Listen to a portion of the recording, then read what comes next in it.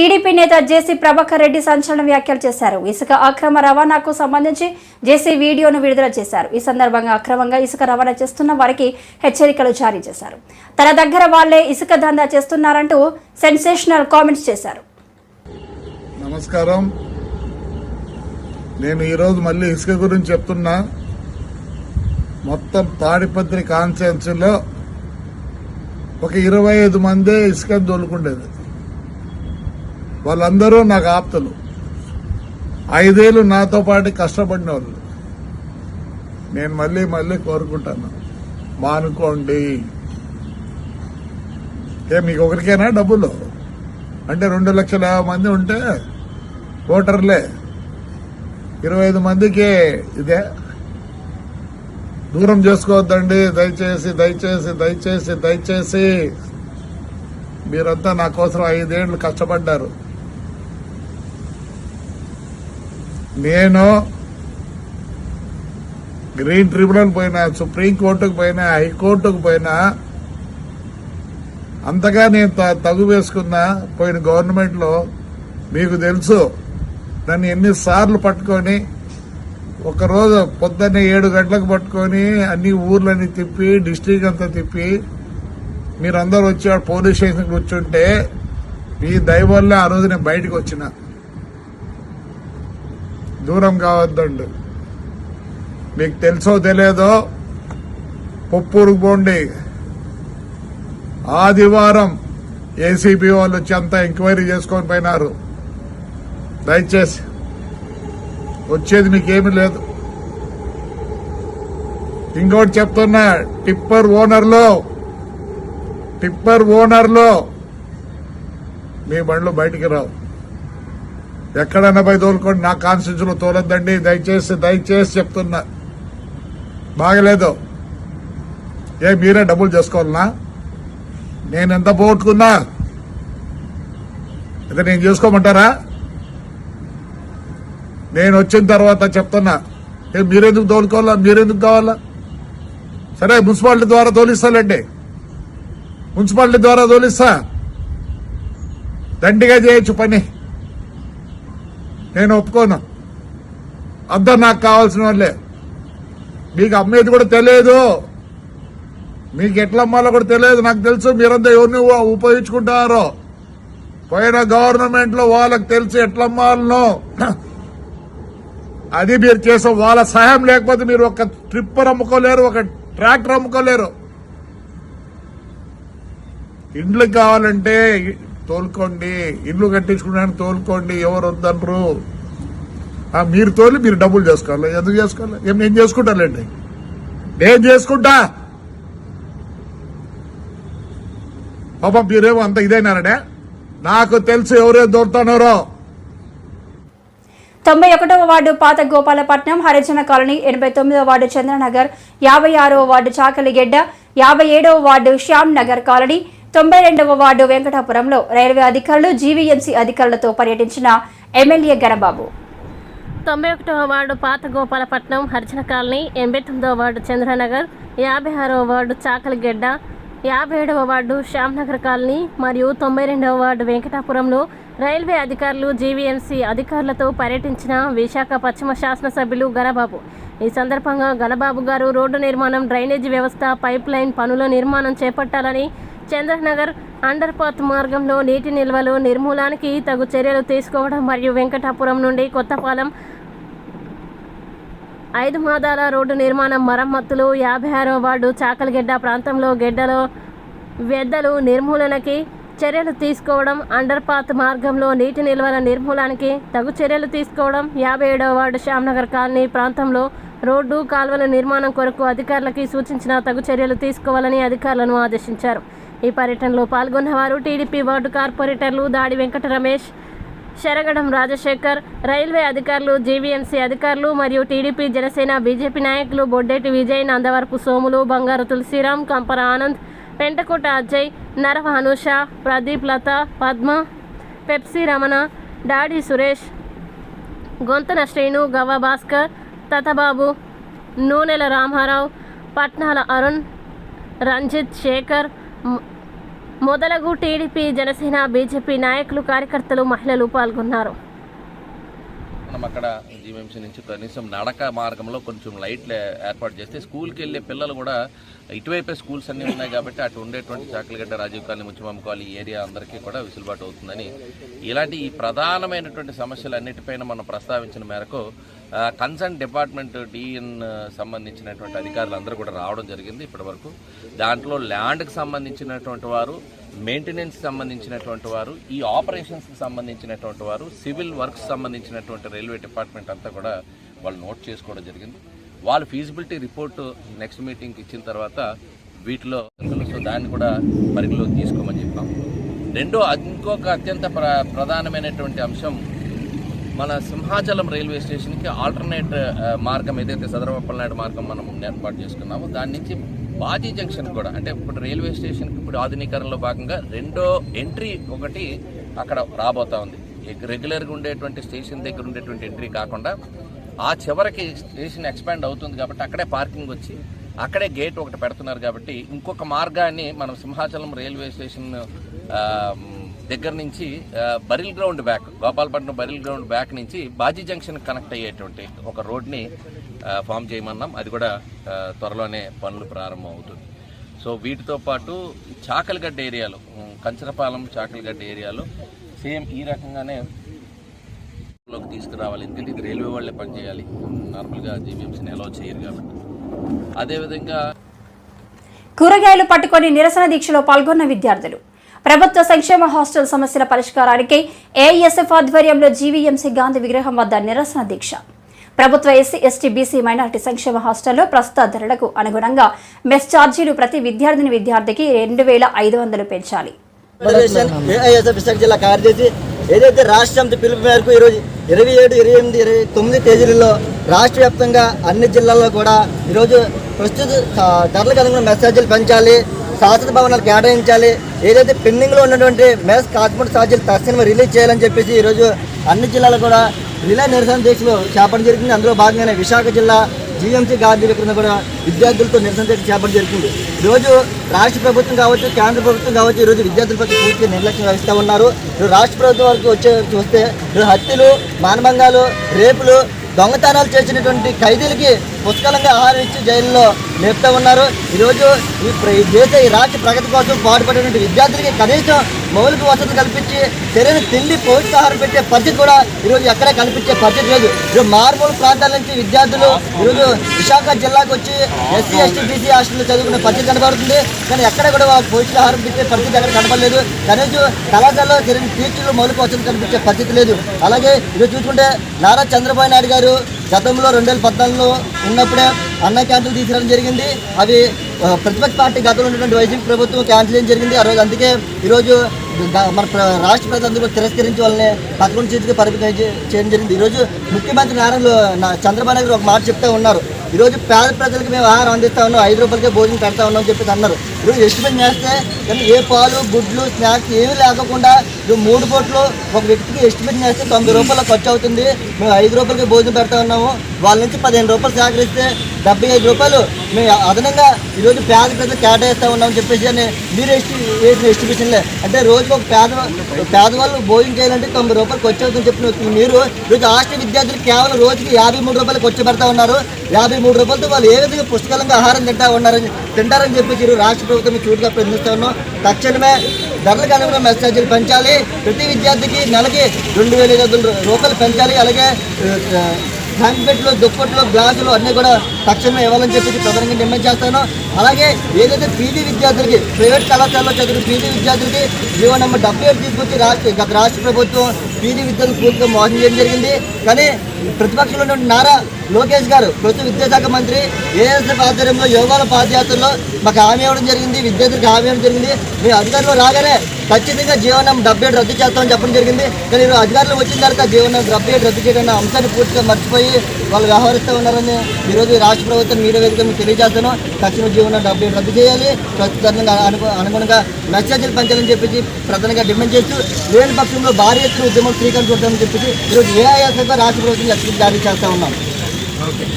రాష్ట్రంలో ప్రభుత్వం మారి 2 నెలలు గడిచిపోయినా అధికారులు మాత్రం వైసీపీ సేవలో ప్రసన్నం అవుతున్నారని తెలుగు శక్తి అధ్యక్షుడు బివి రామ్ అన్నారు. గాజువాకలోని బెస్ట్ వెస్టర్న్ హోటల్లో ఏర్పాటు చేసిన మీడియా సమావేశంలో ఆయన మాట్లాడుతూ, నమస్కారాలు. ఇక్కడ విచ్చేసిన ప్రింట్ అండ్ ఎలక్ట్రానిక్ మీడియా ప్రతినిధులందరికీ ఈరోజు ఈ సమావేశం ఏర్పాటు చేయడం ముఖ్య ఉద్దేశం, ఎవరైతే పార్టీ కోసం అంకిత భావంతో కష్టపడి పనిచేస్తారో అలాంటి వారికి ఎప్పుడూ గుర్తింపు ఉంటుందని చెప్పడం నిజంగా గర్వకారణం. మనోజ్ జ్యోతి గారికి ఇటీవలే లోకేష్ గారి నుంచి ప్రశంసా పత్రం అభినందనలు పొందినందుకు తెలుగు శక్తి ఆనందం వ్యక్తం చేస్తుంది. మరి డెఫినెట్గా 5 సంవత్సరాల జగన్ అరాచక పాలనలో ఇవాళ మన టీడీపీ యాప్లో కంటెంట్ని విస్తృతంగా ప్రచారం చేసి ప్రజలను చైతన్యపరిచారు. మనం చూసాం, గత ప్రభుత్వంలో ఎవరైనా సోషల్ మీడియాలో చిన్న పోస్ట్ పెడితేనే అరెస్టులు చేశారు. నేను నాడే చెప్పాను, ప్రతి ఒక్క యువతీ యువకులు, ఒక అల్లూరి సీతారామరాజు, ఓ భగత్ సింగ్, ఓ సుభాష్ చంద్రబోస్, రాణి రుద్రమదేవి, ఝాన్సీ లక్ష్మీబాయి మరియు సైనిక గారు నాడే ఇచ్చాను. ఈ యుద్ధం చేస్తుంది ఏదో మన కోసం కాదు, భావి తరాల కోసం, చంద్రబాబు కోసం కాదు, పవన్ కోసం, మన ఆంధ్రప్రదేశ్ భావి తరాలు బాగుండాలని, రాష్ట్రం ముందుకెళ్ళే ఉద్దేశంతో నాడు మన సంకల్పంతో యుద్ధం చేశాం. ఏదో ఆశించేప్పుడు చేయలే. నాడు స్వతంత్రం రావాలని, స్వార్థం నశించాలని, కుల మత వర్గ వర్ణ ఎవరైతే పోరాడారో నాటి నాయకులు అదే స్ఫూర్తితో ఈ జగన్ని తరివేయాలనే ఉద్దేశంతో పోరాటం చేశాం. భగవంతుడు అనుకూలించారు, ప్రజలు అనుకూలించారు, అంతా ఊహించిన మెజార్టీ. ఏ జగన్ అయితే 150 విరుగుపడ్డాడో దానికి తెలరాసినట్టు 164 ఇచ్చారు. That is the power of Andhra. ఇవాళ చంద్రబాబు నాయుడు గారు విశ్వాసంతో, పవన్ కళ్యాణ్తో సంకల్పంతో ఆంధ్రప్రదేశ్ ముందుకు తీసుకునే ఉద్దేశంతో ప్రజలు ఈ తీర్పు ఇచ్చారు. ఇది ప్రజా విజయం మనం చేస్తున్నాం. మరి ఇలాంటి విజయం వచ్చినప్పుడు ఈ రాష్ట్రాన్ని గాడిలో పెట్టడానికి రకరకాల అప్పులు చేసి రాష్ట్రం దివాళ తీసుకెళ్లారు. అన్నీ ఒకటి సరి చేసుకుంటూ వెళ్తున్నారు. డెఫినెట్గా చంద్రబాబు ఇచ్చిన హామీ ప్రకారం అన్నీ నెరవేరుస్తారు. ఏ హామీ తప్పడం మనం చేస్తున్నాం. ఈరోజు గాజువాక్లో ప్రధాన సమస్య మనం చూసాం, విశ్వేశ్వరనగర్ డీమార్ట్ దగ్గర సర్వీస్ రోడ్ని పూర్తిగా బ్లాక్ చేశారు. మరి నాకు అర్థం కావట్లేదు, గత ప్రభుత్వం చేసిందంటే అర్థం ఉంది, అది ప్రజా దుర్మార్గ ప్రభుత్వం. మరి ఇది ప్రజలు ప్రభుత్వంలో కూడా ఇంకా అధికారులు ఇంకా మొండి వైఖరి ప్రదర్శిస్తున్నారంటే దీని నిదర్శనం ఏంటో అడుగుతున్నాను. నేను రేపు సాయంకాలం లోకేష్ గారు విశాఖ పర్యటనకు వచ్చి లోపల అవి ఏవైతే బ్యారికేడ్లు పెట్టారో అవి తొలగించాలని చెప్పి డిమాండ్ చేస్తాను.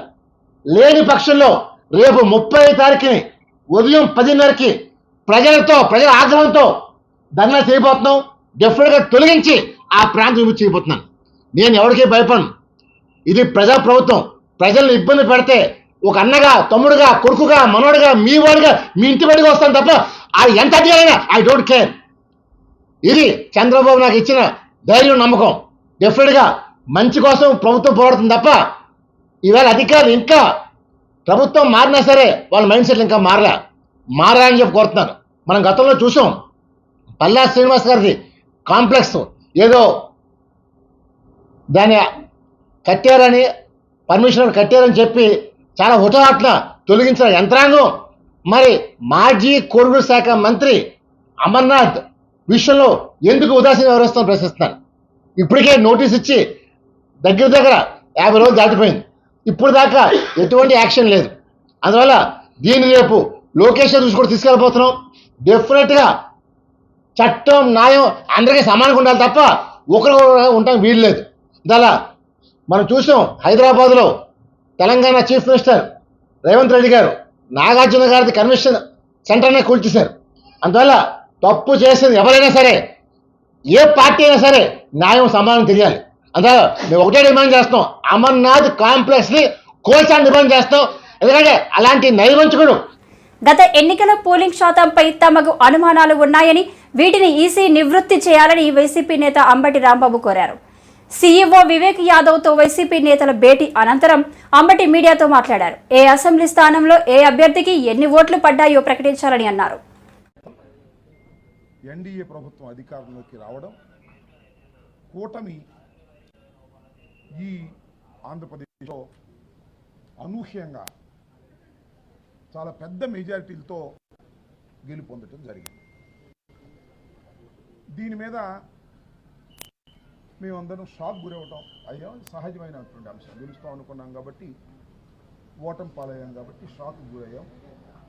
ఇది నమ్మలేనటువంటి అంశంగా మాకు అనిపించింది. అయినా ప్రజాస్వామ్యంలో ప్రజలు ఇచ్చిన తీర్పుని అంగీకరించాలనే ఉద్దేశంతో ముందుకు వెళ్తూ ఉన్నాం. ఈ దశలో భారతదేశంలో ఉన్నటువంటి అనేకమైనటువంటి డెమోక్రసీని కాపాడాలనేటువంటి సంస్థ లైక్ ఓట్ ఫర్ డెమోక్రసీ అనేటువంటి ఒక సంస్థ మొన్న జరిగినటువంటి ఎన్నికల మీద, వాటి నిర్వహణ మీద కొన్ని అనుమానాలు వ్యక్తం చేయడం జరిగింది. మాకు కూడా ఉన్నటువంటి ఈ అనుమానాలు వ్యక్తం చేయడం ద్వారా మరింతగా బలపడుతూ వచ్చాయి. ఈ అనుమానాలను నివృత్తి చేయవలసినటువంటి బాధ్యత ఎలక్షన్ కమిషన్ ఆఫ్ ఇండియాకు ఉంది. ఎలక్షన్ కమిషన్ ఆఫ్ ఇండియా అనేది ఒక ఇండిపెండెంట్ రాజ్యాంగబద్ధమైనటువంటి ఒక సంస్థ. ఆ సంస్థ నిర్వహించినటువంటి ఎన్నికల్లో ట్రాన్స్పరెంట్గా ఎక్కడ ఏ లోపం లేకోకుండా జరిగింది అని అనిపించవలసినటువంటి బాధ్యత వారికి ఉంది. ఇక్కడ గమనించాల్సిన అంశం ఏమిటంటే, ఎన్నికలు 13వ తారీఖున ఆంధ్రప్రదేశ్లో జరిగినప్పుడు సుమారుగా 6 గంటలకి ఎన్నికల పోలింగ్ అయిపోతుంది. పోలింగ్ అయిపోతుందంటే ఓట్లు వేసేది కూడా 4 గంటలకు అయిపోతుంది. ఎందుకంటే 6 గంటలకు అయిపోదు. ఎందుకంటే 6 గంటలకు ఎన్నిక జరిగినప్పుడు, ఆ టైం అయిపోయినప్పుడు 6 గంటలు అవ్వగానే ఆ ప్రాంగణంలోకి ఎవరైతే ప్రవేశించారో వారందరికీ టోకెన్స్ ఇచ్చి వాళ్ళను కూడా అయిపోయేంత వరకు, క్యూలు అయిపోయేంత వరకు ఓటు వేసే విధంగా వారికి అవకాశం కల్పిస్తారు. 6 గంటలకి పోలింగ్ టైం అయిపోయిన తర్వాత కొన్ని చోట్ల పోలింగ్ ముగిసి ఉండదు, కొన్ని చోట్ల ముగిసి ఉంటుంది.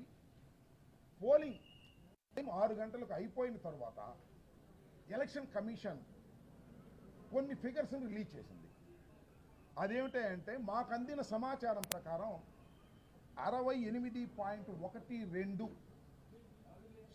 ఏపీలో కూడా తెలంగాణలో మాదిరిగానే హైడ్రా వచ్చే అవకాశం ఉందని ఎమ్మెల్యే గంటా శ్రీనివాసరావు వెల్లడించారు.